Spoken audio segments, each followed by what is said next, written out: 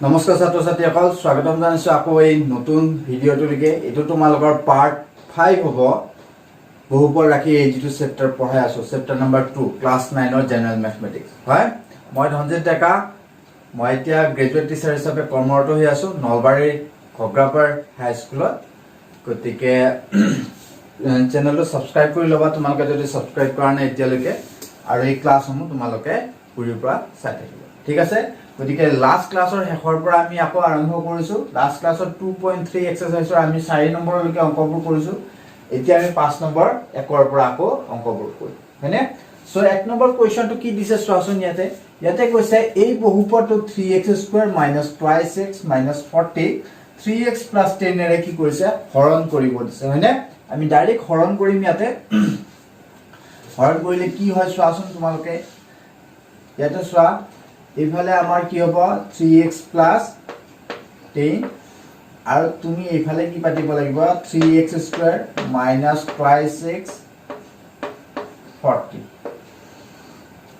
So মই direct normal হৰণ কৰিম। চোৱা ইয়াতে কিমান আছে তোমাৰ 3x আছে, ইয়াতে কিমান আছে 3x²। এতিয়া 3x ৰ লগত কি পূৰণ কৰিলে তোমাৰ 3x² হ'ব। তুমি যদি x পূৰণ কৰা তোমাৰ কিমান হ'ব 3x²। x into 10 that is equal to 10x হয়। এতিয়া ইয়াৰ পৰা ইয়াক যদি আমি বিয়োগ কৰোঁ তেনেহ'লে কি পাম, এইটো কি হৈ যাব মাইনাছ হৈ যাব। গতিকে ওপৰত কিমান আছে তোমাৰ -2 আছে, -2x, so total of 12x হ'ব। ওপৰত কিমান আছে তোমাৰ 40, এই 40টো নামি আহিব। গতিকে এতিয়া ইয়াৰ লগত কি পূৰণ কৰিলে তুমি -12x পাবা। এতিয়া তুমি ইয়াতে যদি -4 দিয়া, -4 into 3x - 12x হয়নে? -4 + 10 কিমান হ'ব, দুইটা পূৰণ কৰিলে -40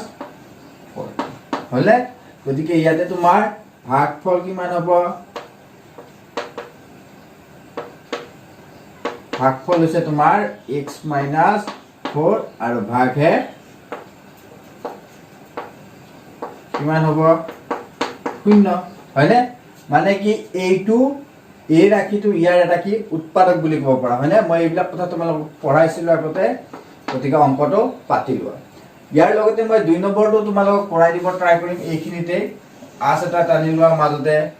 তোমালোকে 1 নম্বৰটো পাতি ল'লা, এতিয়া আমি 2 নম্বৰটো আৰম্ভ কৰিম। 5ৰ 2টো মই কুৱেশ্যনটো ইয়াতে পাতি দিছোঁ। চোৱা ইয়াতে কি কৈছে, এই বহুপদটোৰ দ্বাৰা তোমাৰ এই বহুপদটো কি কৰিব দিছে হৰণ কৰিব দিছে, হয়নে? এতিয়া চোৱা ইয়াতে সৰ্বাধিক ঘাত কিমান x³ হৈ আছে। এইটো মই উল্টা হৈ আছিলে, তোমাৰ ঠিক কৰি লিখিছোঁ। মানে কি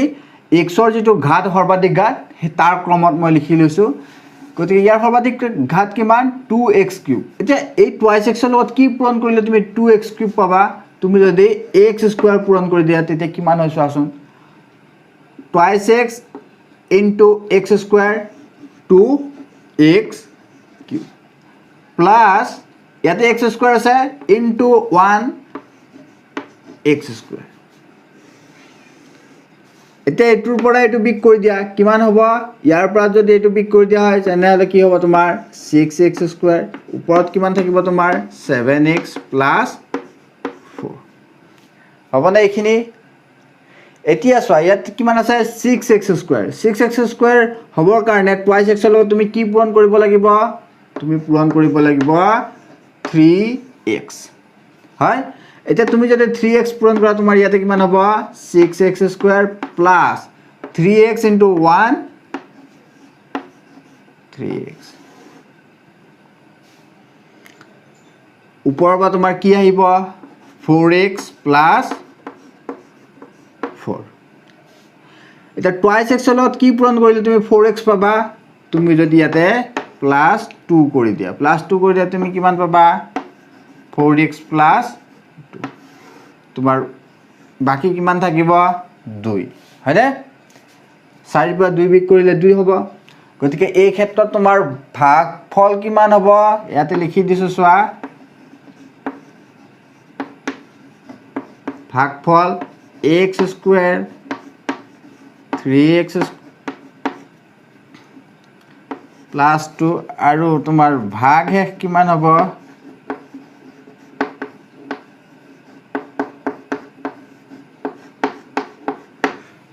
হয় হৈ গ'ল গতিকে এই দুটা 5 নম্বৰ 1 আৰু 2 মই একেখন বোৰ্ডতে কৰিছোঁ বোৰ্ডৰ এটা পাততে কৰিছোঁ তোমালোকে লিখি পেলাই তলে তলে পাতিবা হ'বনে ইয়াৰ কুৱেশ্যনটো পাতিবা ইয়াৰ কুৱেশ্যনটো মই পাতা নাই সো লিখি লোৱা তোমালোকে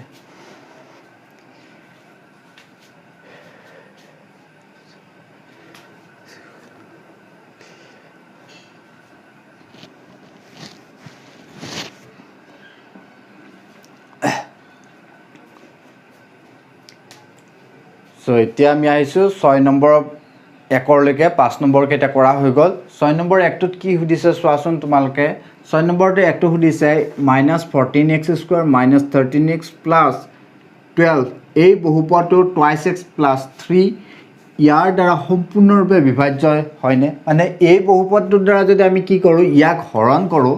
তেনেহ'লে কি হ'ব সম্পূৰ্ণৰূপে বিভাজ্য হয়নে মানে কি ইয়াৰ সো সম্পূৰ্ণৰূপে বিভাজ্য মানে কি ইহঁতৰ মাজত কোনো ধৰণৰ ভাগ হেক যাতে নাথাকে হয়নে মানে কি আমি 3 ৰে যদি আমি কি কৰোঁ 15ক কি কৰোঁ হৰণ কৰোঁ তেনেহ'লে কিমান বাৰ যাব 5 বাৰ যাব ইয়াত ভাগ হেক কিমান থাকিব তোমাৰ 0 মানে কি 3 দ্বাৰা 15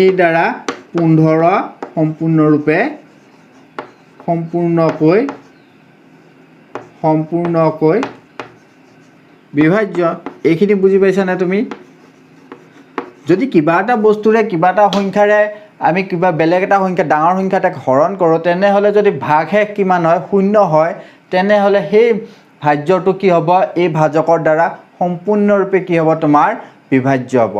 এইখিনি কথাকে সুধিছে ইয়াতে মানে কি কৈছে ইয়াৰ দ্বাৰা যদি আমি কি কৰোঁ ইয়াক হৰণ কৰোঁ তেনেহ'লে কি সম্পূৰ্ণৰূপে বিভাজ্য হ'বনে মানে কি ভাগশেষটো 0 হ'বনে নহয় সুধিছে যদি ভাগশেষটো 0 হয় তেনেহ'লে সম্পূৰ্ণৰূপে বিভাজ্য বুলি আমি ক'ব পাৰিম হয়নে এই ক্ষেত্ৰত আমি কি ব্যৱহাৰ কৰিম ভাগশেষৰ যেটো উপবাদ্য আছে ভাগশেষৰ সেই উপবাদ্যটো আমি ইয়াতে কি কৰিম ব্যৱহাৰ কৰিম তোমালোকক পঢ়াইছো নহয় মই ভাগশেষৰ উপবাদ্যটো সো ভাগশেষৰ উপবাদ্যটো আমি ইয়াতে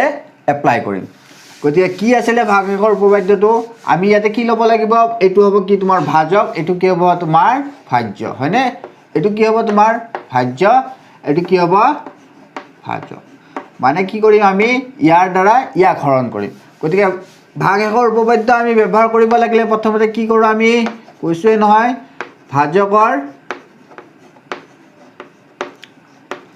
ভাজকৰ কি শূন্যটো আমি বিচাৰ কৰোঁ হয়নে ভাজকৰ শূন্যটো কোনখিনিত হয় সো 2x + 3 = 0 so x =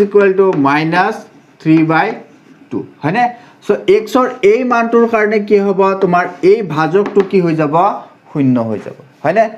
এতিয়া যদি আমি কি কৰোঁ এই অংকটোৰ এই হৰণ অংকটোৰ আমি কি বিচাৰো ভাগশেষ কিমান হ'ব বিচাৰ কৰি চাওঁবাচোন গতিকে আমাৰ ভাগশেষ কিমান হ'ব চোৱাচোন তোমালোকে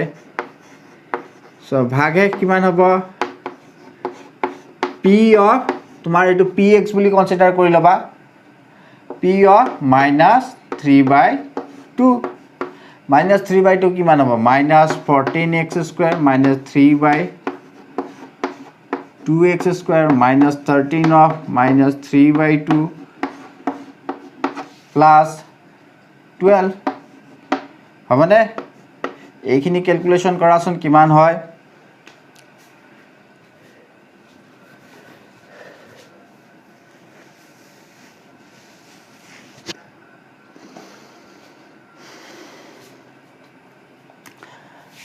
সো এইফালে কিমান হ'ব তোমাৰ 14 * 9/4 এইফালে কিমান হ'ব তোমাৰ 13 * 3/2 ইয়াতে প্লাস হৈ যাব ইয়াতে তোমাৰ 12 থাকিব হয়নে এতিয়া তুমি লসাগু লোৱা 4 যদি লসাগু লোৱা কিমান হ'ব চোৱাচোন 4 × 9 = 36 36ৰ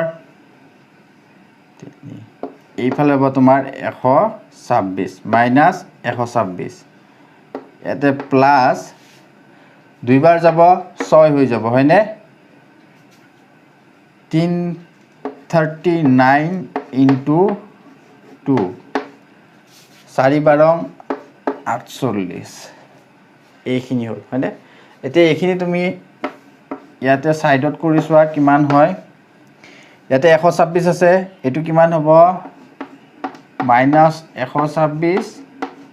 78 plus 48 divided by 4 so minus 126 78 এই দুটা যদি যোগ কৰা হয় 126 এ পাবা so উত্তৰটো কিমান হ'ব 0 হ'ব হয়নে যেহেতু এইটো এটা কি ভাগকটো আমি কিমান পাইছো 0 পাইছো গতিকে কি হ'ব এই ভাজকৰ দ্বাৰা ইয়াক সম্পূৰ্ণৰূপে আমি কি কৰিব পাৰো বিভাজ্য কৰিব পাৰো so তলত লিখি থৈ দিয়া লাইন এটা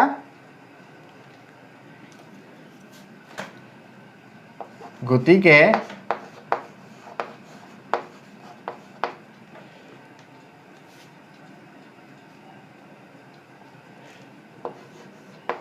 twice x plus 3 রে px ইয়াক যদি আমি px বুলি কনসিডার কৰিলো px সম্পূৰ্ণকৈ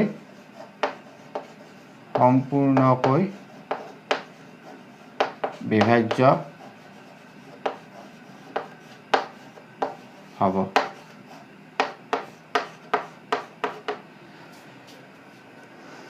সো এই লাইনটো লিখি থৈ দিবা তোমালোকে হেকত কি লিখিছো গতিকে 2x + 3 ৰে px সম্পূৰ্ণকৈ বিভাজ্য হ'ব গতে লিখি লোৱা তোমালোকে এটো ইয়াৰ পিছত মই 6 2 আলোচনা কৰিম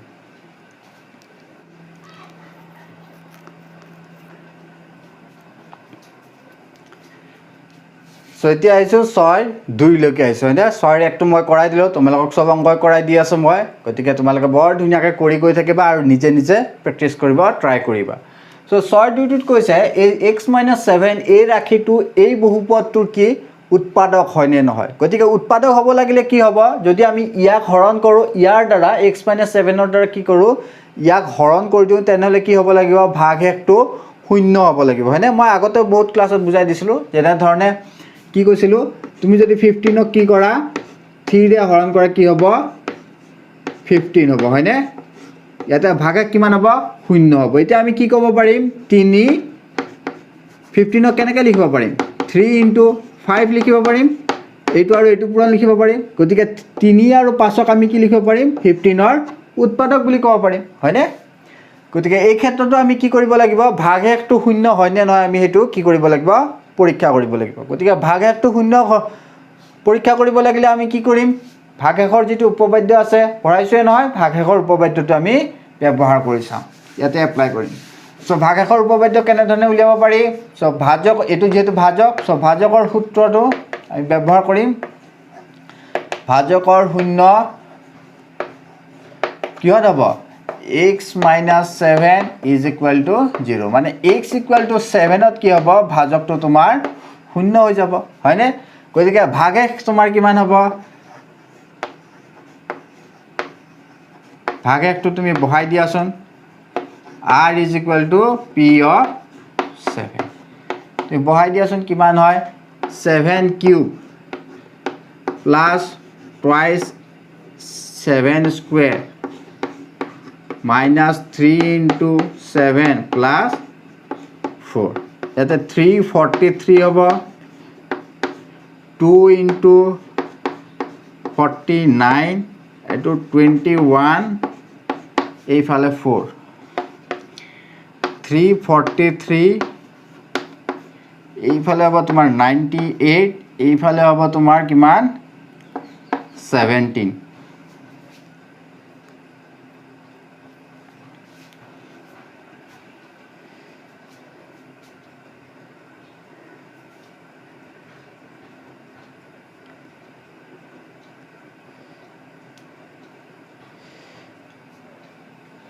সো ইয়াতে তোমাৰ কিমান হ'ব 441 - 17 এইখিনিৰ পৰা এটো বিক কৰি চোৱাচোন কিমান হয়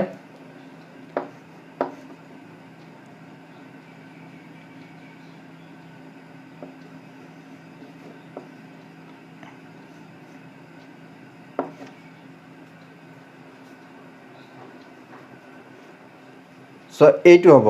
which is not is equal to 0 এটোটো 0 হোৱা নাই মানে কি তোমাৰ ভাগহেক এইখিনি বাকি ৰব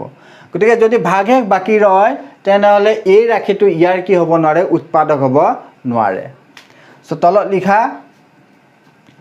যেহেতু ভাগহেক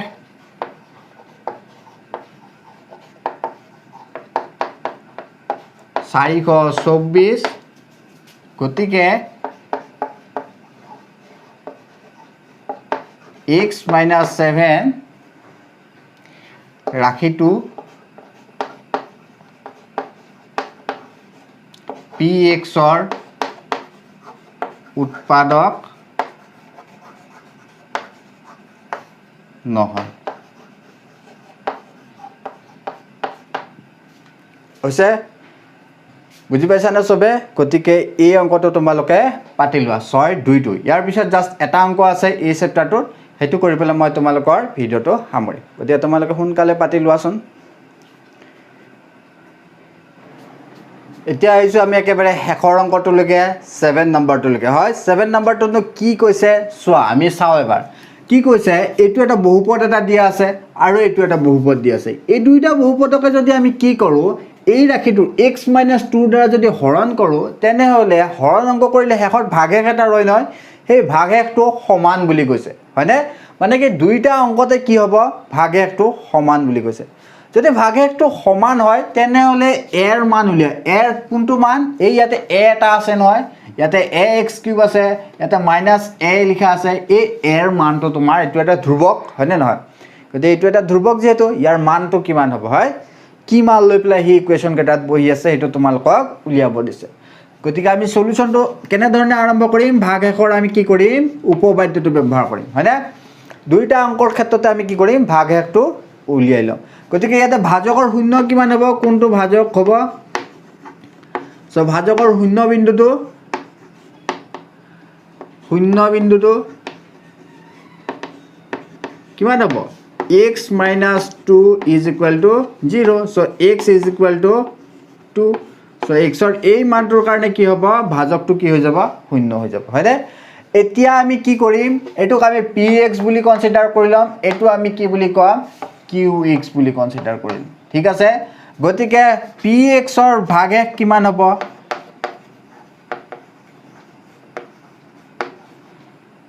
px ৰ ভাগহেক যদি আমি কি লিখো r1 বুলি লিখো তেনেহলে কি হ'ব p into p2 হ'ব হয়নে এই 2 টো বহাই দিব লাগিব সো আমি কি লিখিম ax³ x³ ৰ ঠাইত আমি কি লিখিম 2³ so 3 into 2 square plus 5 into 2 minus 4 এটো কিমান হ'ব তোমালোকে ক্যালকুলেট কৰাচোন 8a plus 412 plus 10 minus 40 ইয়াতে তোমাৰ কি মান হ'ব 8a 22 ৰ পৰা 4 গলে 18 হয় এইটো যেতে মানে কি এইটো ৰাখি আমি যেতিয়া কি কৰিম ইয়াৰ দ্বাৰা আমি কি কৰিম x - 7 ৰ দ্বাৰা হৰণ কৰি তেতিয়ালে ভাগহেক আমি কিমান পাম এইখিনি পাম হেতুক আমি কি বুলি কৈছো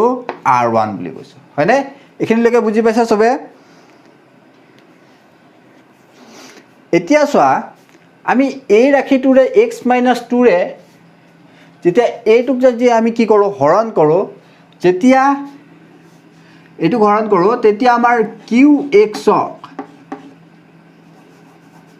যেতিয়া ইয়াতে লিখা যেতিয়া x - 7 ৰে qx হৰণ কৰা হয়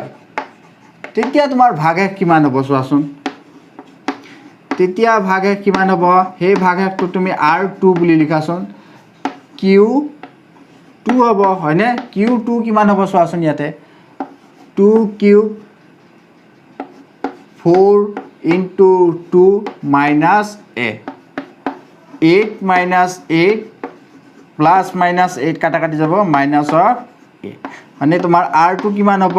minus of a সো ইয়াতে এটা লাইন লিখি থবা তোমালোকে যেতিয়া p px ক x - 2 ৰে হৰণ কৰা হয়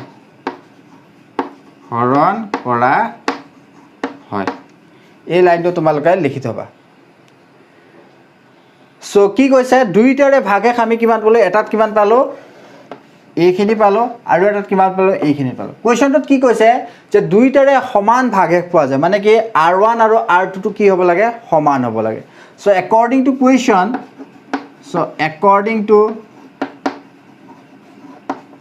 question প্ৰশ্ন দিয়া মতে কি হ'ব লাগে r1 = r2 r1 ৰ ভ্যালু আমি কিমান পাইছো 8a + 18 পাইছো নহনে আকৌ আমি r2 ভ্যালুটো কিমান পাইছো -a এই -a টো এইফালে লৈ আছোন আৰু -a18 টো সেইফালে লৈ যোৱা এইফালে লৈ আহিলে তো প্লাস হৈ যাব প্লাস এটো লগত যোগ কৰিলে এইটাৰ লগত যোগ কৰিলে তুমি 9a পাবা এটো যদি সেইফালে লৈ যোৱা তেনেহলে কিমান পাবা 18 পাবা সো a = -2 এইটোৱে তোমাৰ কি হ'ব a ৰ মান হ'ব বুজি পালা গতিকে বৰ ধুনীয়াকৈ তোমালোকে অংকটো পাতি লোৱা তোমালোকে তলে তলে পাতিবা মই সাইডত পাতিছো যেটো